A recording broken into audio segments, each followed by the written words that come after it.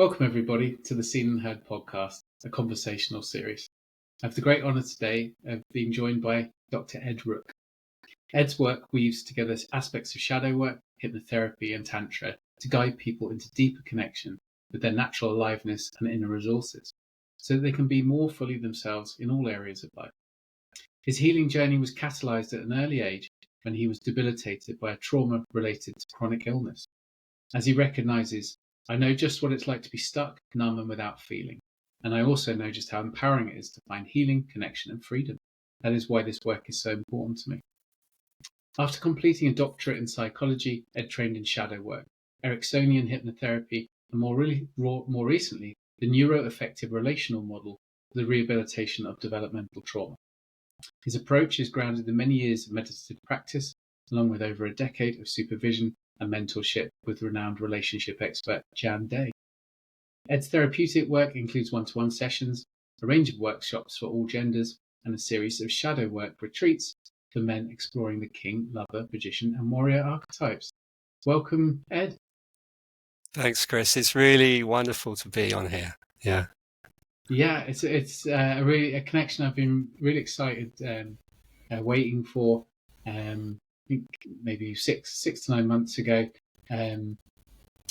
John Shirley, who works with Rachel Godfrey in the Creative Writing for Wellbeing team that does the Out of Bounds creative writing workshops that Seen and Heard support.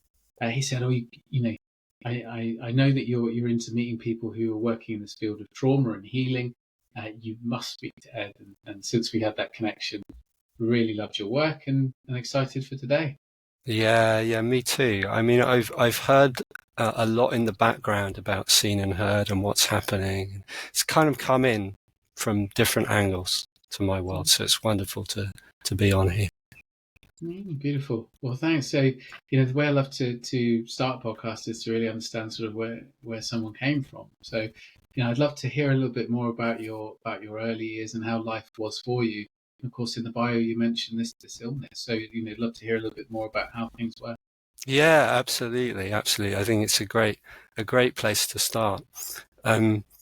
One of the things to say is for me, and I think this is pretty common actually. I didn't see anything wrong in my childhood to begin with. I mean, I had happy aspects. I grew up in the countryside, and the elements of neglect and misattunement that were ongoing, I didn't really recognize them. So I grew up with this sense of, my childhood was good. And actually, when I look back, what I see is what I did develop is a sense that I was wrong in some way from a very early age. And of course, I didn't know that was there. I didn't know that there was shame, but actually I had a lot of shame at a young age.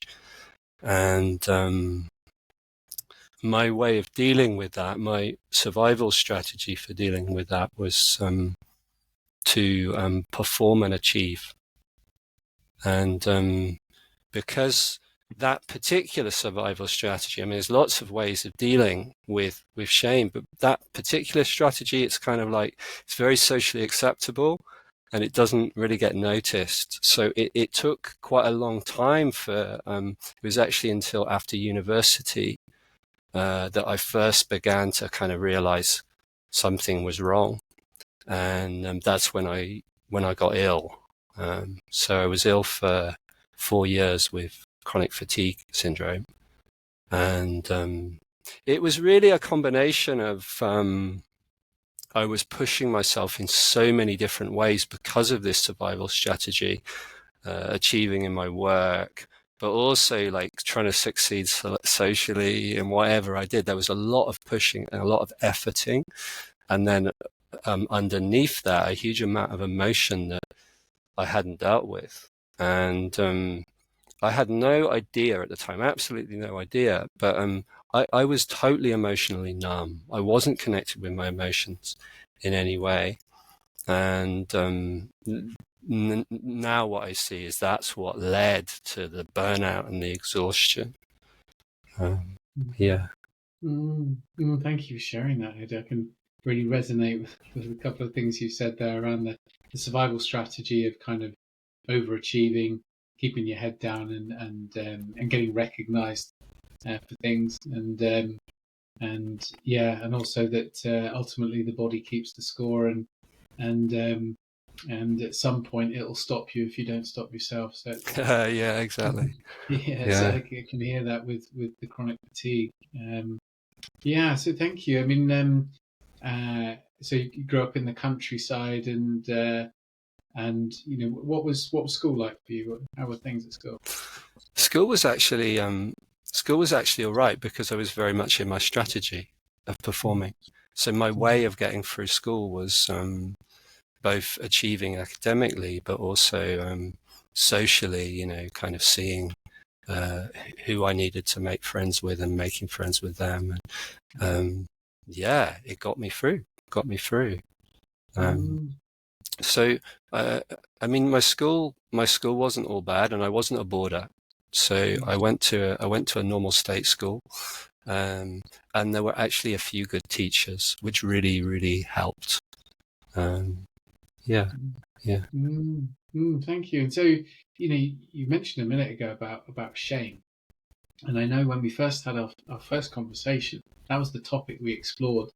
You know, I describe it a lot as kind of, for me, all of my emotions were behind a paywall of shame. So yeah, as I started to do my emotional healing work, I just kept hitting this shame thing, you know, and sort of having to tear my way through it. But you mentioned you sort of learnt from an early age, carrying a lot of shame. Where were you carrying shame from? You know, how did you? What was it that you were shameful for? yeah. I think this is a great question that you're asking, because for a long time I asked myself the same question. And of course, like many people, I had situations in my life where I was shamed. I was made wrong for what I was doing by my parents. But now I see the principal factor behind it isn't what I received, but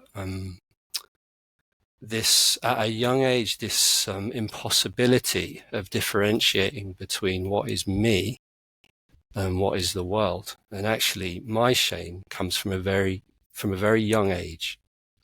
I kind of know that through just self-inquiry, um, and at that young age, there's this kind of impossibility to see what is me and what is my holding environment. And so the wrongness in my holding environment, and by wrongness I mean the ongoing misattunement and ongoing elements of neglect, and also some of my parents' stuff coming up around anger and outbursts. Um, all of that which I kind of received as a young child. As a young child, it's not possible to make the caregivers wrong. And so then where does that go? It gets internalized as a sense, oh, there's something wrong with me.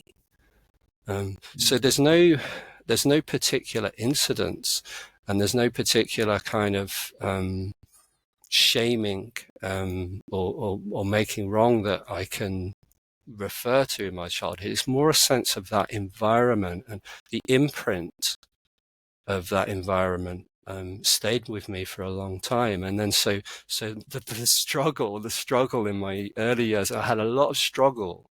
I was really struggling hard, and part of that struggle was a struggle against the imprint of my holding environment, which has kind of become internalized.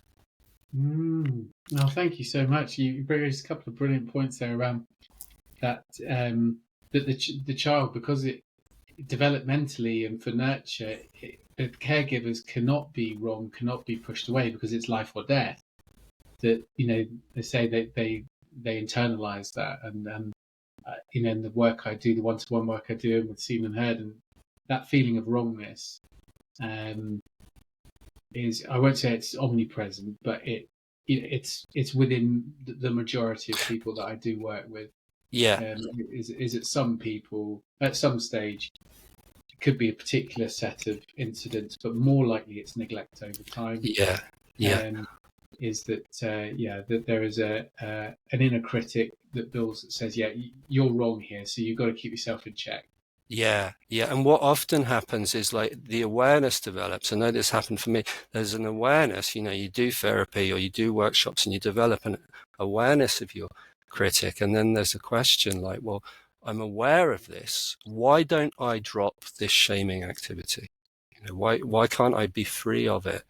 And the answer to that question is in just what you say, that as a child, there is no choice. You're completely reliant on your holding environment, which has now become internalized, and part of that is the critic.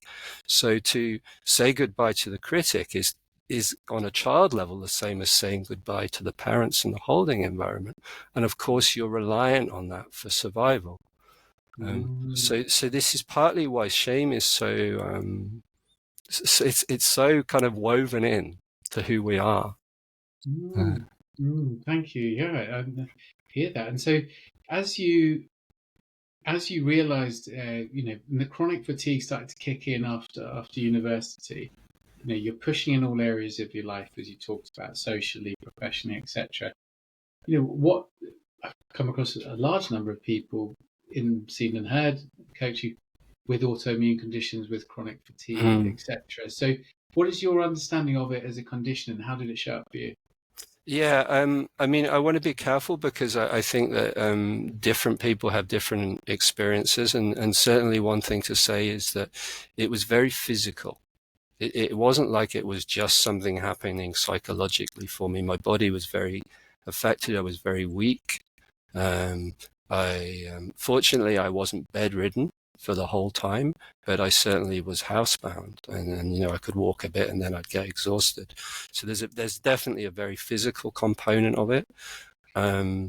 But certainly for me, and what became obvious towards the end of my illness, fortunately, I came in touch with some great therapists, and I also got very involved with meditation practice.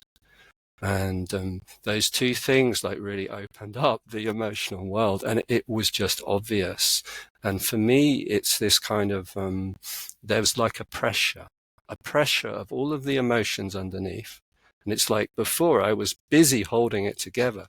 Something had to give. I mean, it's like that way I was living, it was unsustainable.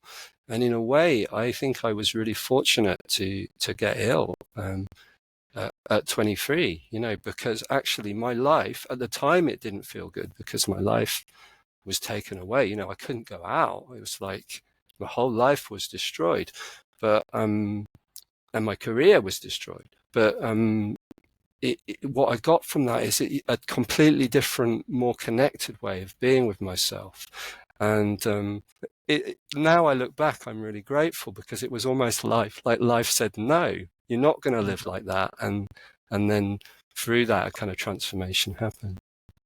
Oh, beautiful. Yeah, thank you. I think, a great believer in illness as teacher. And, sometimes out of these illnesses, these kind of big life events, it's not always happening to us, could be to others around us, or, the classics, or midlife crisis, the breakdown, the loss of the job, the divorce. There's a big life event, isn't there, that offers up a way for a change to happen. Yes. To come in. Yeah. And so, yeah. Well, what was, out of interest, what was your sort of career path and things looking like before you got sick? Where were you heading before the turnaround? I'm not sure where I was heading because there was a kind of dual life that was going on, and I was I got very good grades at university, and first time around I studied as an engineer, and I got a very high flying job in research and development for a company that makes tools for the oil industry. And so I was doing that during the day, and then at night I was partying like crazy, and also using a lot of drugs and alcohol in a recreational way, but it was pretty full on. So yeah, I don't know where I was heading really. Interesting. Yeah. But certainly one of the things that was hard at that time is that I was struggling to have relationships, and actually, the straw that broke the camel's back, I mean, now I look back, is that the relationship that I was in ended. And on a kind of, on a conscious level, I thought I was fine with that. But on an unconscious level, there were parts of me that were very stirred up by that. And that really was kind of a catalyst for falling ill. Thank you. Yeah, I mean, you see the work we do, we've worked with a lot of people who've been through the boarding and independent school sort of system, and relationships and self-medication, if you like, coping strategies tend to be sort of two of the biggest ones that come up over time. A lot of alcoholism, workaholism, drugs and behavioural addiction stuff, and then of course, yeah, without a good blueprint of relationship, then relationships become very, very difficult. So, what did you, within the context of relationships, then what did you identify as you started to do your work and come out of your illness and your inner work? What was it about relationships that you were struggling with, and what did you have to try and work on? Yeah. That's a really great question. I mean, it was very interesting for me because as I started to get better, a lot of emotion started to pour out of me in quite a dramatic way often. And so I was in this situation, I mean, in my 20s, and of just crying on my friends all the time. And it wasn't like I wanted to, it just kept on happening. And having to be honest with them because I was having such strong emotional outpourings. It was really difficult for my ego. I didn't like it at all that was happening, but actually it was really good because actually that built a lot more close relationships. And also the other thing that started to happen around that time is I was getting quite involved with Buddhism at that time, and other people who were doing therapeutic and emotional work. And I started to make new friendships with people who were more emotionally open, and just being used to being in spaces where people were being more honest about actually what was happening inside and what they're struggling with. Yeah. Yeah, I think finding those spaces to share openly, I think it's something we provide at Seed and Head, and it was a big part of my healing journey as well. I think until that point, certainly friendships where you mentioned your 20s, in mine were all about getting messed up with your mates. Basically, it was drugs and booze, it was partying, it was a very sort of bantery. There was no depth, particularly in male relationships. There was no depth. I had some depth with my romantic relationships, friendships with women. There was a little bit there, but not a lot. And it wasn't until I found sort of men's groups, group therapy, sharing circles, and stuff in my 40s that I went, oh my god, you can talk to people like this. I didn't know it existed. It seems to not be modelled in society. Yeah, and I don't know whether you would agree with this, Chris, but I think the other very interesting thing about it is you don't know how much you need it until you find it. Mm, mm, mm, It's like I had no idea until I arrived in that environment, and it's like, oh my God, I've needed this all my life. mm, mm.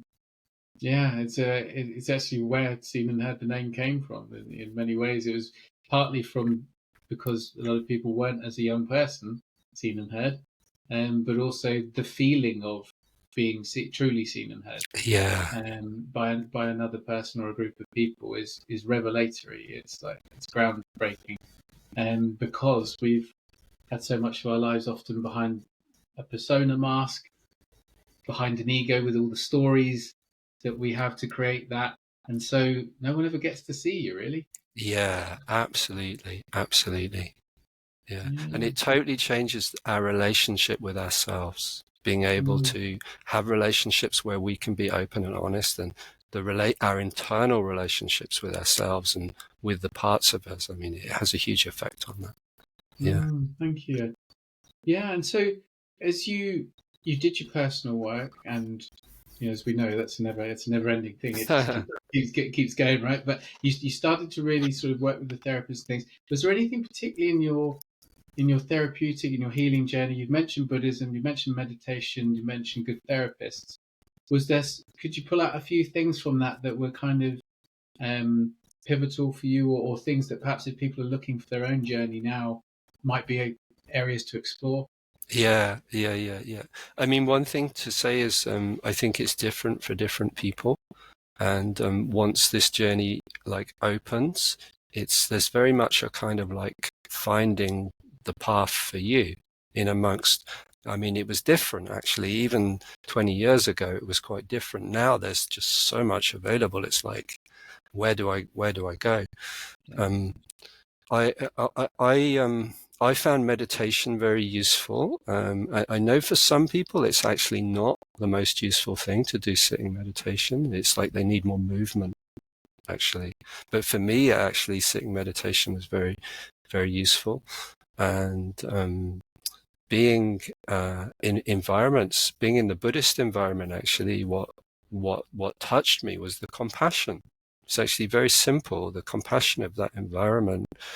And kind of feeling cared for. And not like I was being looked after when I was on retreat in a kind of, but it touched something in a way that reached the child inside me.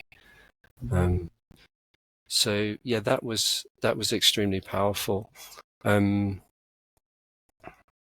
had some good teachers, some really, really good teachers. I've been so blessed with the people I've met on my way.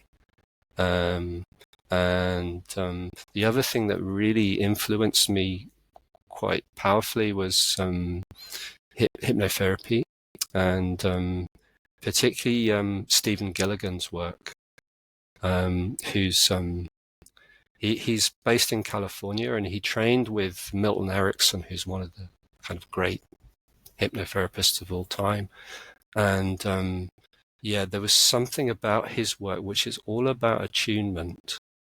And of course, I didn't know really, when I was involved in it, I didn't really know why I loved it so much. I just felt like, wow, this is where it's at. I remember I was at a retreat center and I saw my roommate at the retreat center had a book of Stephen's, and that's kind of where I saw it, and something opened up. And anyway, I ended up there. Now I realize actually something of what really brought me into that was the level of attunement. The level of attunement that Stephen was working with was really important to me, and I realized attunement is really important to me. Why? Because I wasn't attuned to as a child, and for my own healing, attunement is really important. Thank you. Yeah, thank you so much. So, yeah, hearing you mentioned a couple of things in there. I just wanted to touch on the compassion bit. Big part, the Buddhist sort of work that you did, but just mindful self-compassion, the compassion of others. It's starting to give yourself a break, really. And yeah, we chatted a little bit just before we started about this idea of people know something needs to change, but it's almost coming from a place where there's something that's wrong with me. They're trying to force that change. Yeah. And they've been running these survival strategies and coping mechanisms, and they know a big change has got to come. Can you speak to that a little bit, just to sort of expand that? Yeah. I mean, I think the first thing to say about that is I think that's inevitable. It certainly was for me, and it certainly has been for a lot of people that I've worked with.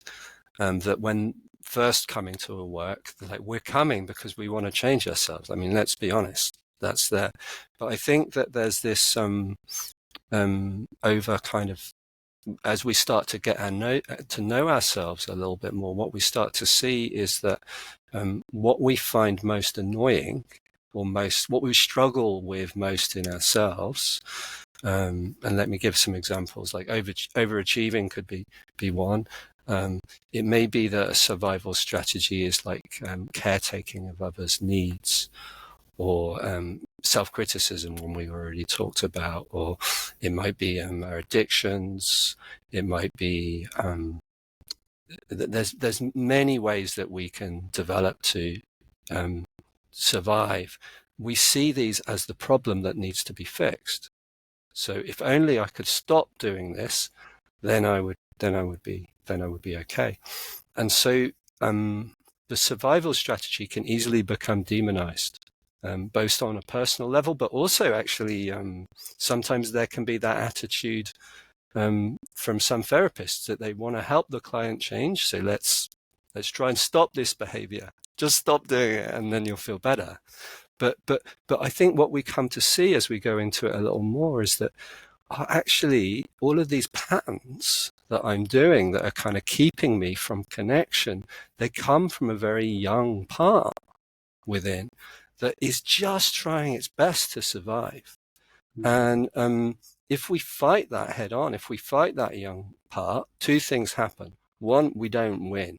We might win for like a little bit. We might feel better for a bit, and we have a little bit of change, but then we kind of go back to the pattern.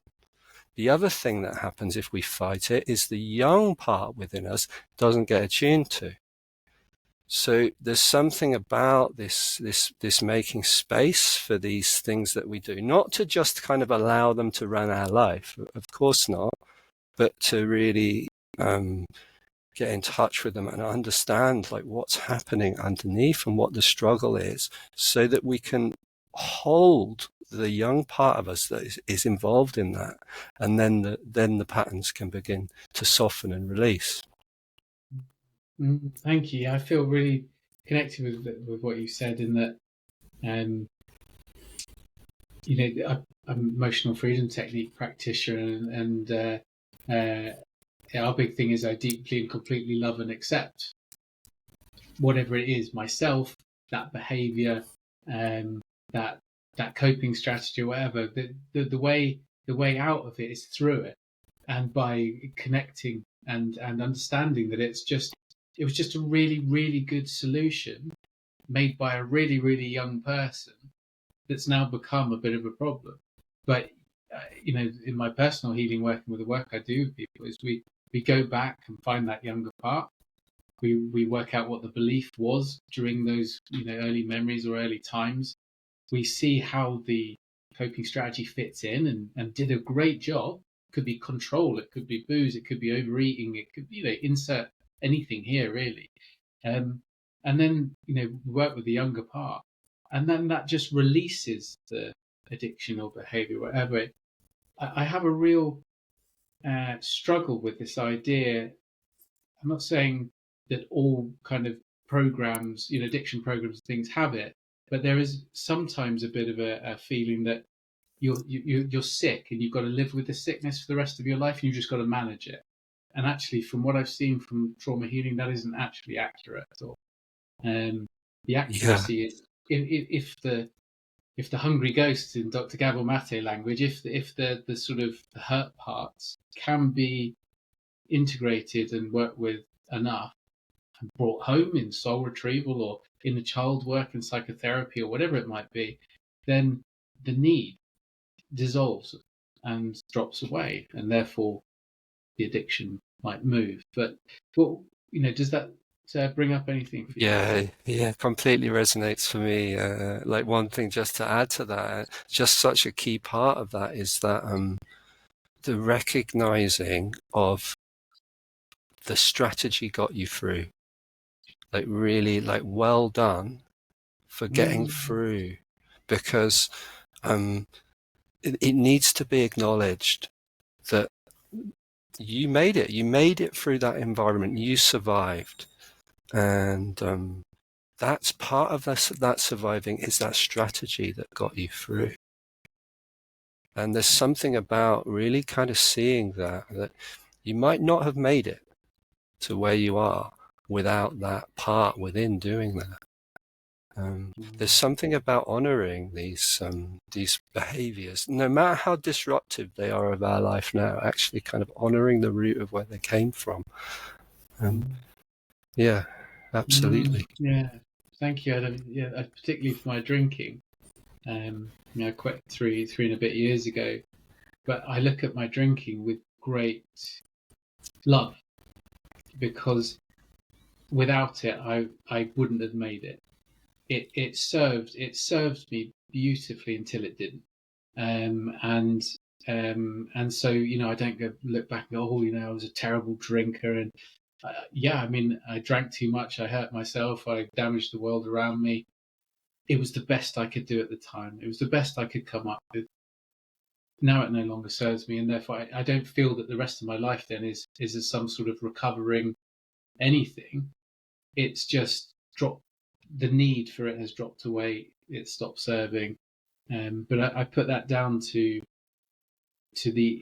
working with the younger part that just come up with a good strategy at 11 or 12 years old, feeling completely bereft and lost.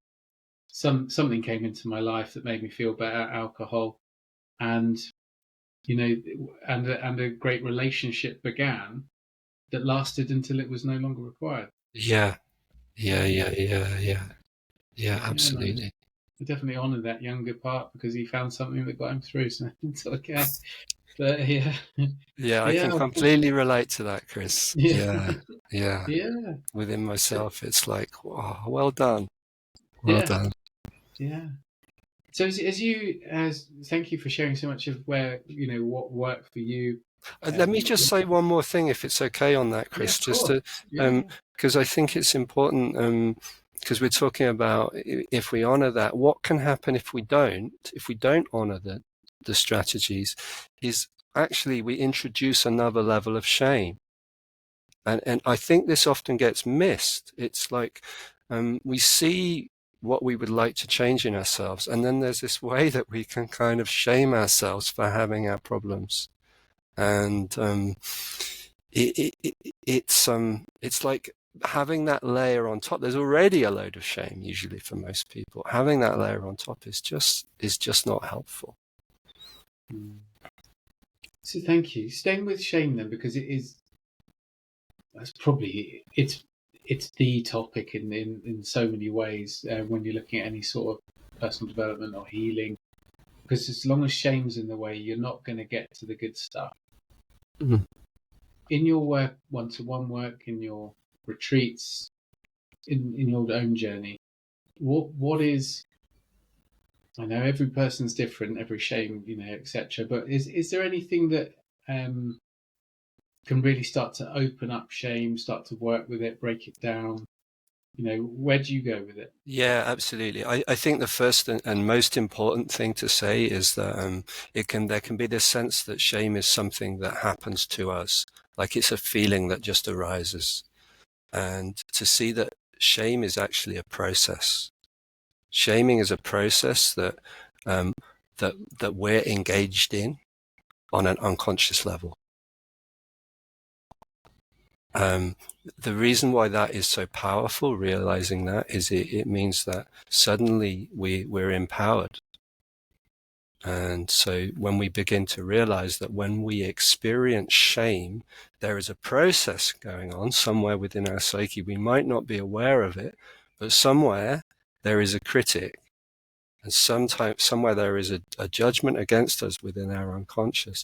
Once we begin to become aware of that and see that process, then the process then it kind of begins to dissolve. Shame cannot live when it's seen. It thrives in not being seen. And we all have these little shaming dynamics that kind of happen under the surface. These little dynamics that we are doing. It's our unconscious that are doing it. And sometimes it really doesn't feel like that. We have just experienced a shame attack. Where did that come from? It certainly didn't feel like I did it. But it's something that we bring in on a kind of imaginal level. Thank you. That's really beautifully described. What comes up for me is that often it sort of comes with the word should, and I really should do this. I really should quit drinking. I really should lose some weight. I really should be nicer to my partner. It does feel quite like something that was given to you without your permission. Yes. Yeah, and it feels very external. Actually, the more you just said that, I actually think that it's almost like something on your shoulder, kind of going, yeah, you let yourself down there, didn't you? You really should be doing this. We should be doing that. So yeah. Yeah, I mean, of course, what you're saying is true. A lot of our self judgments are given to us, and in that origin, they might well have come from somebody, an interject from our past, something that's kind of come in. And that's true. We're affected that. But then, obviously, when we're sitting in a room, that person is no longer there. It's just an imprint within our unconscious. And that acknowledging that is really empowering, actually. Thank you. And so as you sort of went through doing your personal work, started to open your mind, open doors for you. How did you transition to the work you're now doing? Can you talk a little bit about, because in the bio you offer a number of things, so how did you find your way into each of those parts of your work? Yeah. So, I mean, I think the first thing to say about that is that when I became involved in Buddhism, it was very powerful for me. It was actually very effective, but there were a couple of things that got missed and were kind of heavily left in my shadow. And by the shadow, I mean the parts that are hidden, repressed, and denied. And so I was doing a lot of meditation and really trying my best to be conscious of what was happening inside me. But what was getting missed is my anger and my sexuality in particular. And that was having an effect in my life. The biggest effect actually was that I just didn't feel very empowered. I didn't feel like I could stand up for myself or be assertive or actually really go for what I wanted to go for in my life. I was kind of held back from that. And I was very lucky because two things I got involved with. I got involved with kind of simultaneously Tantra and men's work. And so I was living in Bristol at the time, and I ended up in this men's group with Rod Boothroyd and Hugh Newton. You know, I mean, these guys. I mean, they're two really fantastic, some of the best shadow work facilitators in the country. And I just rocked up to the woods, and these two guys were there. I mean, it's like, what an amazing synchronicity.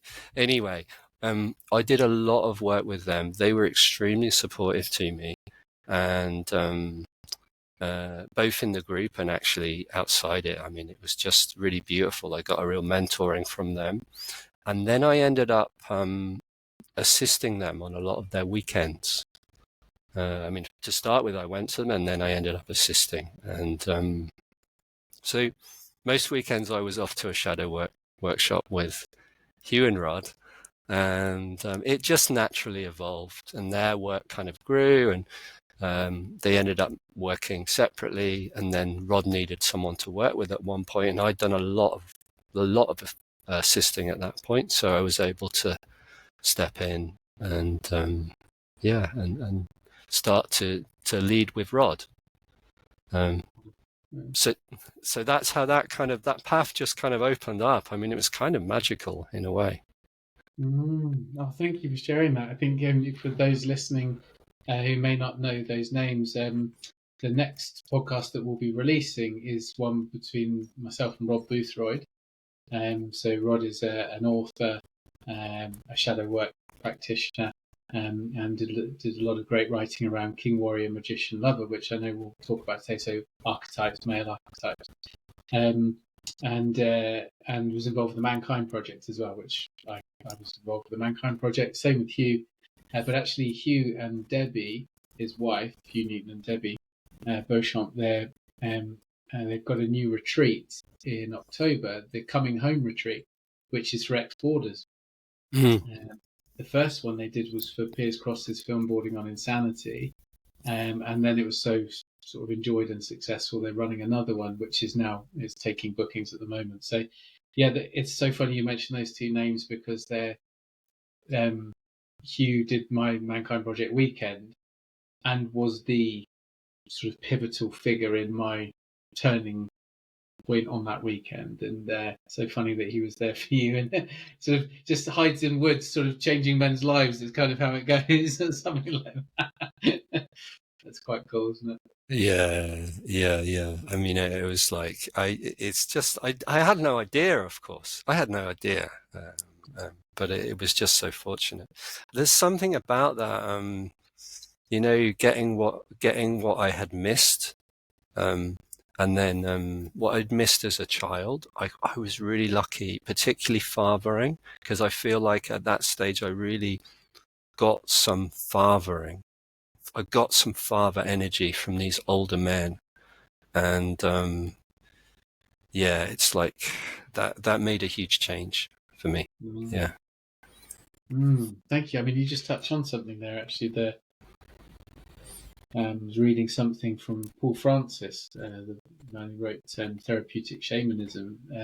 He was talking about the lack of adults in the world, and what sort of qualifies you to be an adult. And of course, there's the referral back to we've lost our rites of passage, for young men and women coming through, teens into adulthood. So there was no sort of conversion to adulthood. Yeah. That we've lost that. And then we're just, I think until I started doing men's work, I can think of one, perhaps two, men in my entire life who I would go, or looking back now, that was a male role model or an adult, and a masculine, an adult masculine man, who had this sort of compassion, benevolence, strength, all the stuff that sort of comes out. And I think probably, for women the same. I didn't see many women who were fully in their queen, who were fully adult either. Yeah. So speaking, that creates that sort of mother wound or the father wound. Would you speak to that a little bit in your experience? Yeah. I mean, what I come across in my work is a huge amount of that there's wounding from the missing presence of a parent or both parents.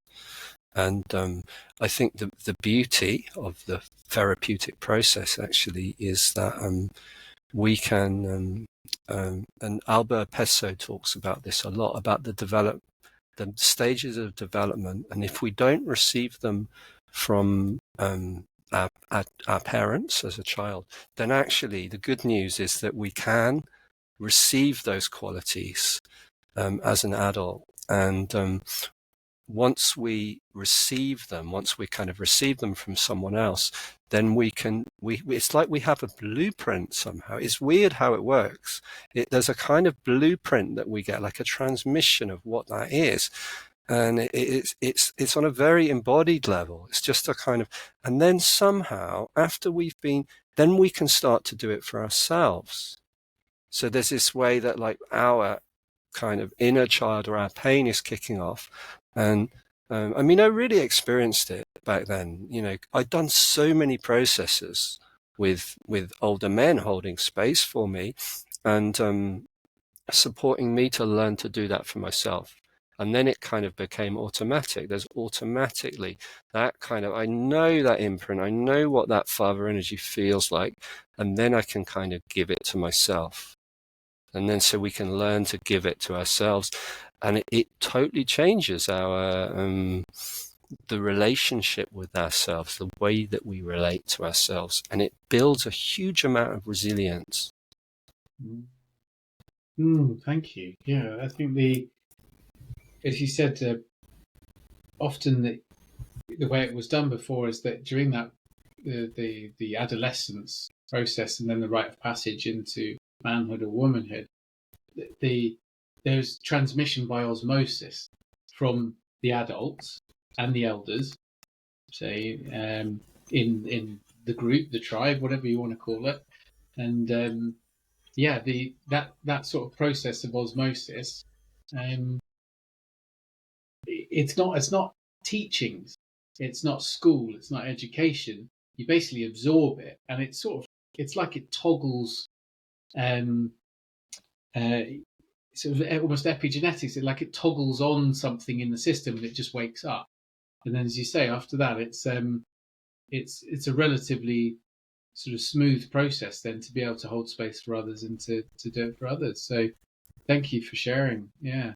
Yeah. Yeah. Yeah, I mean, one of the things we touched on was the power of sort of healing groups and circles when we chatted. And what's your take on kind of one-to-one work, not versus group, because obviously Yeah. the two working tandem brilliantly, but what sort of features and benefits of both, I guess? Yeah. I think it's a great question. So there's something special about working in a group because of how similar we are, actually. And I see this in my group work a lot because when one person does explore something in the circle, we quite often do like a therapeutic process with one person, with everybody observing. It's not just for them, it touches the whole group. Um, and so there's this way that we get a lot from seeing other people's therapeutic processes. So that's one thing. And then the other thing is because we're doing it in a group setting, it has this amazing effect, particularly on shame, because we're being seen by a group of people. And of course, like we're working with this material, and often there's a lot of shame around that. And what really what often I really see that the most at the end of someone doing a process. So they've been engaged, they've worked through, they've had some kind of transformation, and very often they'll look around the room and there'll be this kind of slow process of looking around and seeing the group. And in that moment, there's something that happens. There's a kind of integration because they're seen by all of these people in that transformation. It makes it stronger and it makes it more embodied on some level. It's kind of mysterious, but yeah, that's one of the beauties of being in a group. Yeah, thank you. I mean, for me, we've healed each other in circles for hundreds of thousands of years. We lost it in the middle there. It kind of it became very we became very isolated, and independent rather than interdependent. But as you say, I think the right kind of retreats, group circles, group therapy, you can do a year's work in a day sometimes because you're, like you say, with the witnessing of others builds empathy whilst you're witnessing. You can connect to your own stuff while someone's going through something. In the EFT tapping world, when someone's having some work in a group, and they're tapping, everyone else is what's called borrowing benefits. So if everyone else is tapping at the same time and thinking, I remember when my shame last come up. I remember when I mistreated my partner. They're connecting to it on a very deep level. They're working through their own stuff at the same time. So really, really powerful. Yeah, and also in doing that, there's a connection, there's an attunement. So like in being in a circle, which like you say, there would have been a time when, tribally we would have done that more around the fire. There's something about just that act which itself is connecting. And practicing that connection, it builds something. It builds something quite robust. So it's like, and it actually regulates the nervous system as well for a lot of people. Yeah. Yeah, I think was something transformative for me was to say the things that I was ashamed of out loud in front of others, and then they didn't walk away. Yeah. They didn't leave me, and actually it inspired others to share their stuff. And then suddenly it's like, well, that's out in the open then. What I've got nothing to hold on to anymore. So sort of the skeletons are out the closet. But thank you for sharing that. Yeah. I think I'll add one thing if it's all right, Chris, cool. Because I think it's important to say this as well. Group work is great. For a lot of the time, the group work is great, but there are situations where actually I think group work is inappropriate, and particularly if there's strong shock trauma, if there's a particular incident that you need to work through, or sometimes with developmental trauma as well, it may be that a group is too much. And you'll probably know that because a group just feels like it's just too much to take it to a group. And then I think one-on-ones are really important to have that space where it's kind of, you're not so exposed. And then and there's much more time to go more slowly and Some of it depends what you're working with. Some of the things they need more time. So yeah, I just wanted to make that caveat to say groups aren't necessarily what everyone needs all the time. No, this is such a great point. I think because I was going to cut back to kind of your work and what you offer to people. I think uh, yeah, so it's like a multiplying effect, if you like. If you're doing personal work, self-development, if you're then doing one-to-one work with a practitioner, so it could be healing the shadow, a therapist, counselor, whatever it might be, or hypnotherapy or shamanic work or whatever, and then you've got group. Mm. Those three interplaying with each other at the right time are kind of a secret sauce for moving things forward, and also that recognizing the mind, body, soul part as well. Because I see a lot of people who are sort of workshop junkies. They're at a retreat every weekend. Like you say, they're always in the group. Maybe not doing so much personal stuff. Maybe not doing so much one-to-one, or they're very stuck in a sort of a soul spirit place. Nothing with the body. Mm. Or maybe they're locked in a 10-year one-to-one analytical therapeutic relationship, and it's very left brain. No body stuff's been accessed, no group stuff. And I see people getting really stuck. Could you speak to that a little bit around the kind of mind, body, spirit? Yeah. Working across it. Yeah, absolutely. Before I do, just to come back for, I completely agree with the three that you said. And certainly in my own journey, that's been very important. And one thing we haven't really named is personal practice. And I use the word practice, but because it's something that we need to do regularly, not like just when we're having a hard time. There's something about using whatever therapeutic we work. I mean, you can't do it all on your own. But there's something about once you've been working in groups or with a therapist, there's something about developing something for yourself to do regularly. And that is really important. That really builds something. It's like going to the gym and working out. It builds a muscle. So yeah, I wanted to come back to that. And yeah, this different levels of people working that you're talking about. People might be involved in different things, and I really experienced that because I have lots of different people come to my work, and some people, they might have done a lot of spiritual work, and then some people who come, they've just like they've not really done the emotional spiritual, they're just very into fitness, and they've done a lot of fitness, like body stuff. And I think what often happens is we end up leaving out the one that's a little bit challenging for us. Yeah, so we get drawn into whatever therapeutic thing. It kind of fits with our survival strategy on some level, and it can be quite subtle. Let me give you an example. This is quite common. I've heard this actually from a couple of people.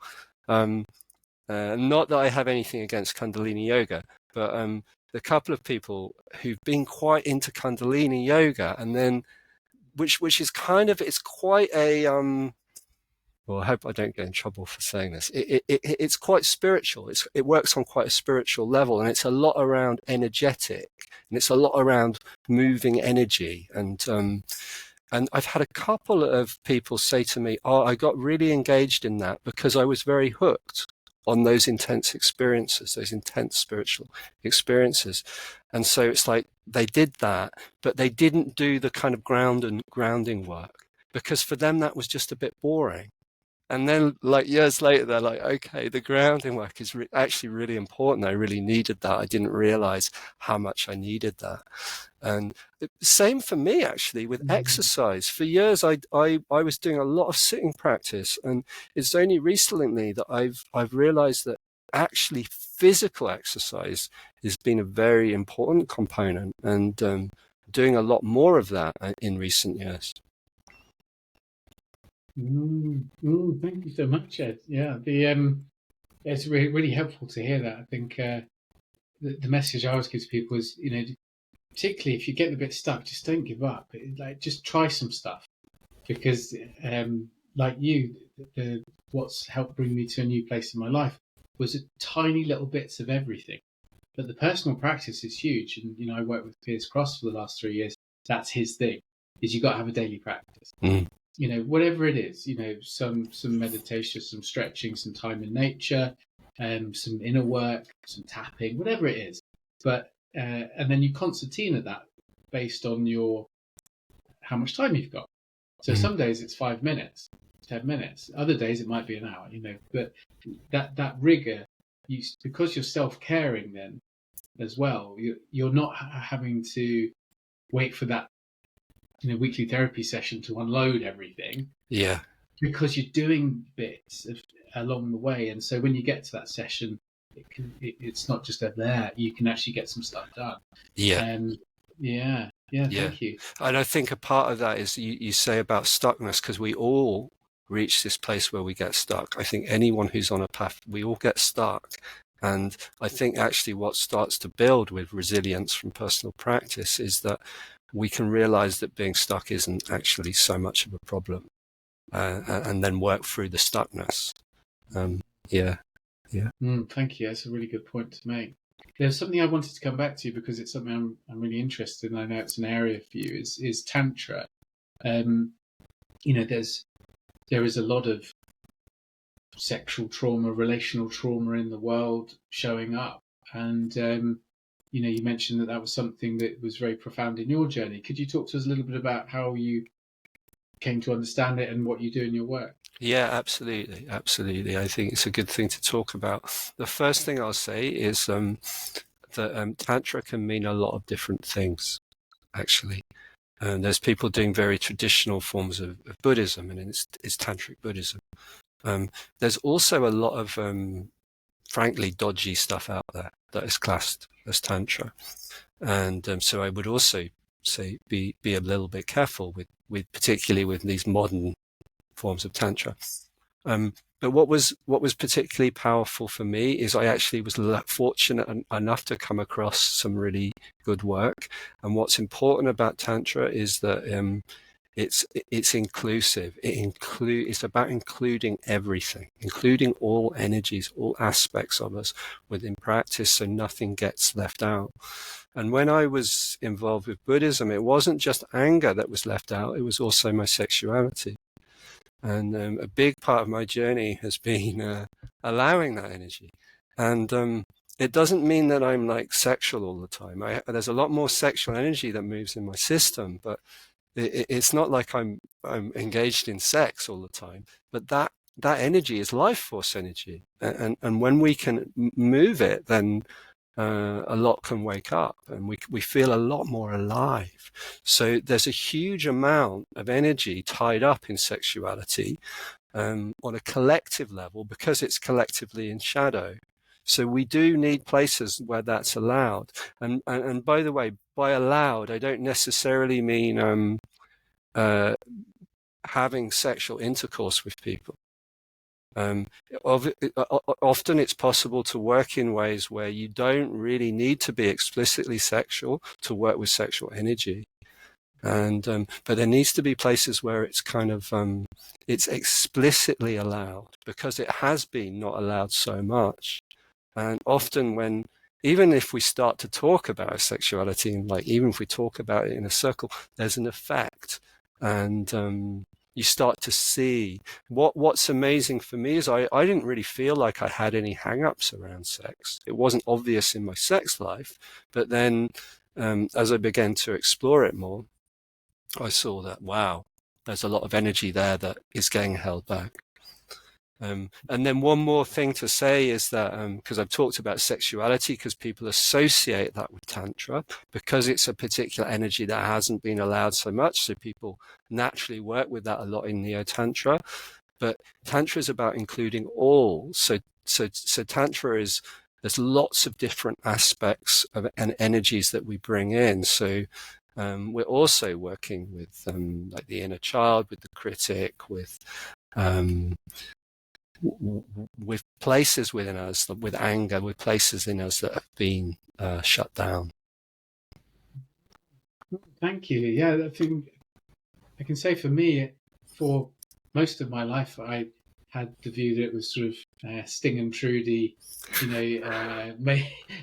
making love for days on end. That was effectively my view of Tantra, right? So, and it's only in the last couple of years where, through my coach, Piers, that he's introduced elements of it into the work that we do together, so I can understand it a bit better. And it has, in a short time, completely changed my intimate relationship with my partner, and on a daily basis, in a non-sexual way, using sexual energy to power what I'm doing, my work, going to the gym, going surfing, whatever it is. I use that life force energy as like a rechargeable battery. It's like a solar panel sort of thing going on. So, but I don't have the words for it. I don't have the understanding. I just know from a relatively small amount of teachings, it was all there already. I just needed someone to go, oh, by the way, it's not weird or shameful. You can just do these couple of things. And then you're like, oh my God, where's all this come from? Yeah, absolutely. I think I'm glad you bring up the Sting stuff, because I think Sting had a big impact on people thinking that Tantra equals sex. And the other thing that I think is really important, and this is, I think, perhaps why there's so much mystery around Tantra, because it's so experiential. And it's like, I would say it's something that you cannot understand by reading a book. You cannot, because it's about experience. And a lot of the work we do is about presence and about connection and about being with what arises in the present moment. So it can't really be understood on this level. It's a much more working on the connecting with the different levels in the body.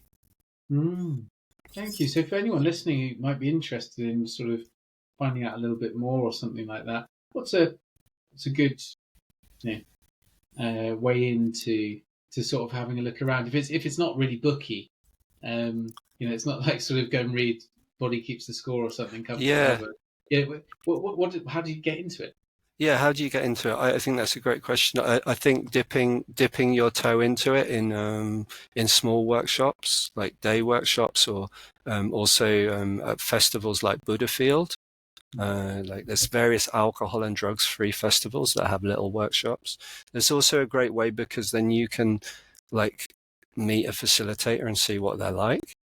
Because I really think it's a good idea to check out a facilitator before booking something a long workshop with them, because there is a mixture in people's experience, basically. So you have to be a bit careful. But yeah, dipping your toe into little things, so you can have a little enough taste to see what it's like and see whether it fits for you or not.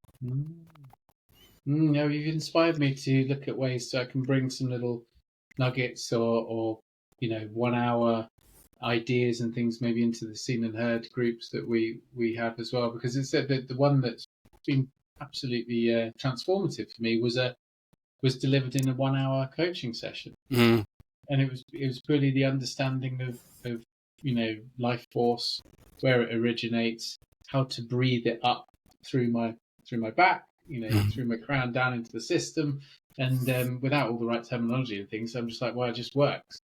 I don't know how it works, it just works.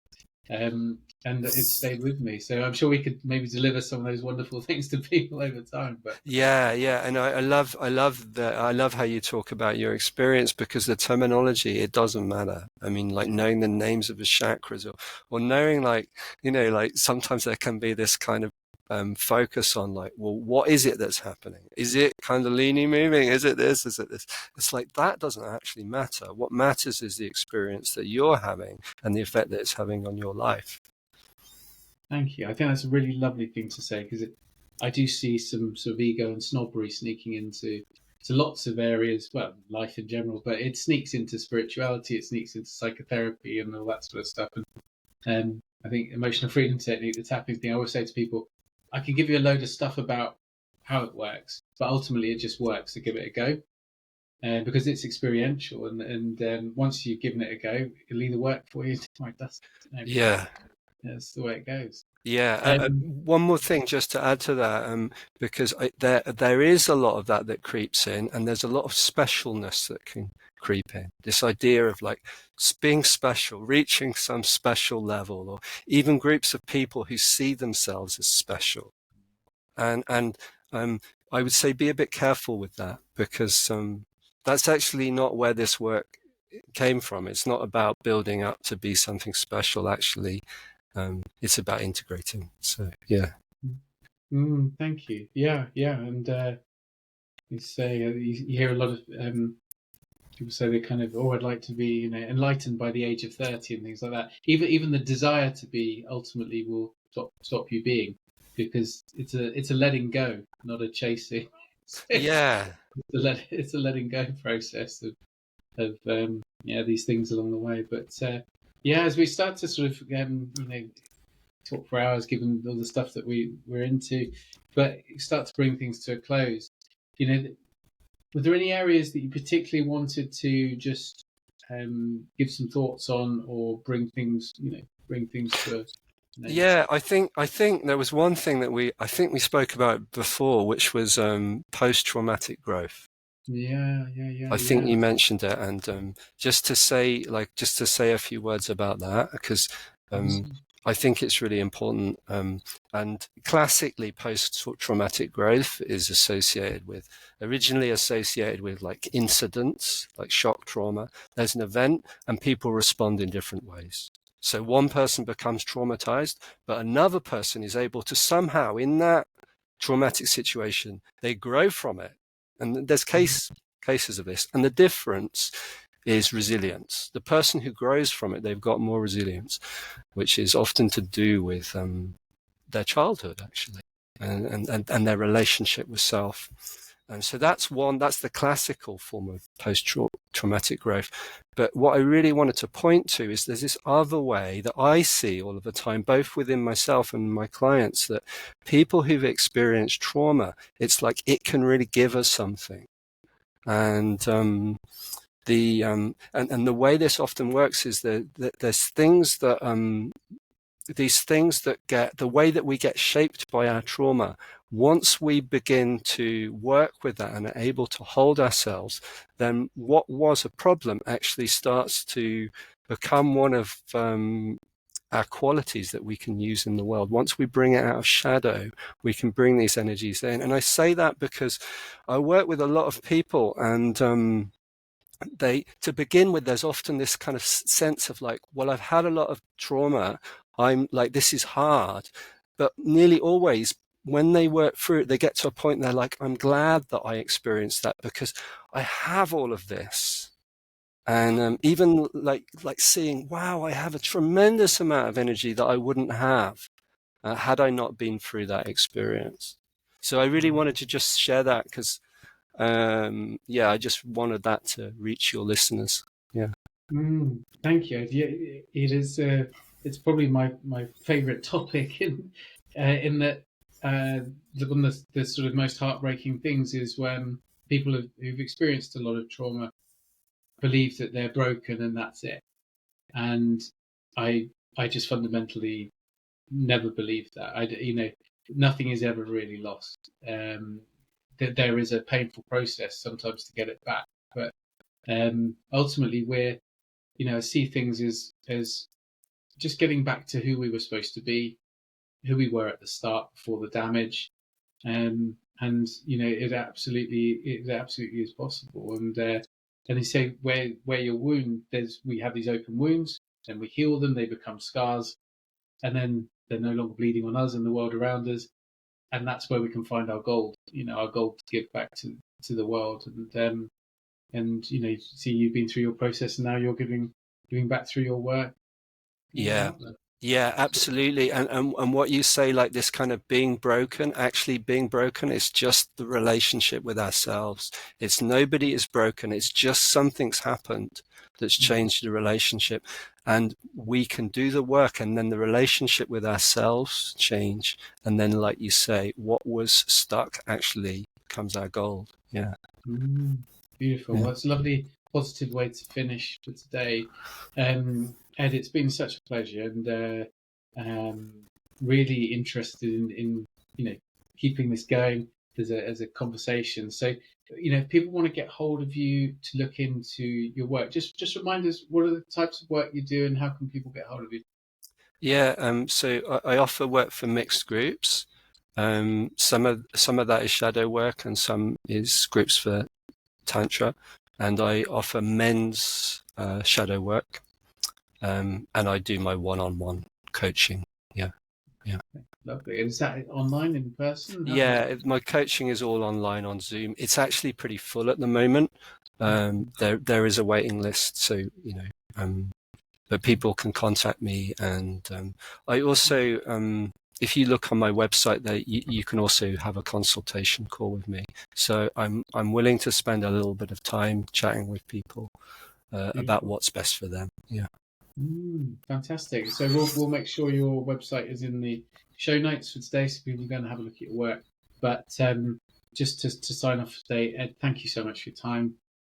Bless you for your work, personal work, your work with others, and for what you shared today. I think there's some really sort of inspirational and practical stuff for people to have a look at. So thank you. Yeah, thank you, Chris. It's been such a joy, and I feel a real alignment with what you're bringing with Seen and Heard. It's wonderful. Yeah. Cool. Well, thank you so much for watching or listening as well to the podcast today. It's been Seen and Heard, a conversational series. It's been a pleasure to talk to Ed Rooke today, Chris Brach. Please do like, follow, and share, and all that sort of stuff. And we look forward to seeing you on the next episode. But bye for now. Thank you.